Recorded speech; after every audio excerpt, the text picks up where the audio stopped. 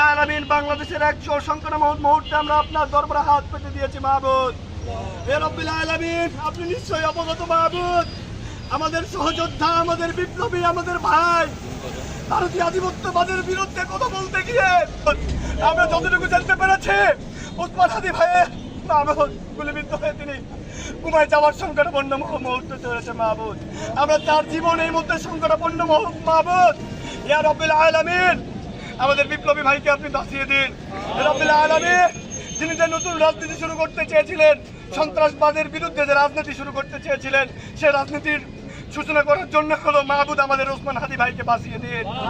মাওলা, আপনার আরশের দরবারে আমরা হাত পেতে দাঁড়িয়ে আছি মাওলা। হে রব্বিল আলামিন, আপনার রহমান, আপনি রহিম নামের উসিলা করে দিয়ে আমাদের হাদি ভাইকে আপনি বাঁচিয়ে দিন। মাহবুদ, এত মানুষদের দোয়া আপনি ফিরিয়ে দিবেন না মাহবুদ।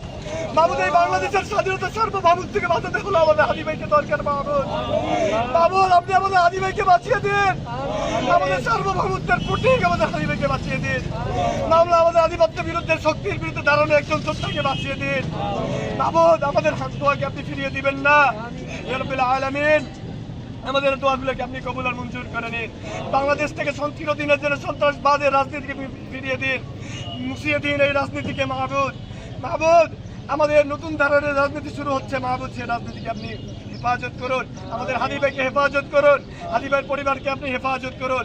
যে সমস্ত বিপ্লবীরা 24-এ শহীদ হয়েছে মাহবুদ, তাদেরকে আপনি হেফাজত করুন মাহবুদ। আমাদের আবু সাইদ, আমাদের মুগ্ধ, ওয়াসিম সহ 24-এ যত জুলাই যোদ্ধা আহত হয়েছে, তাদেরকে আপনি জান্নাতের সর্বোচ্চ মাকাম দান করুন মাহবুদ। যারা আহত হয়েছে তাদেরকে আপনি সুস্থতা দান করে দিন মাহবুদ। আমাদের যারা 24 জুলাই যারা বেঁচে রয়েছে মাহবুদ, তাদেরকে আপনি নিরাপত্তা দান করুন।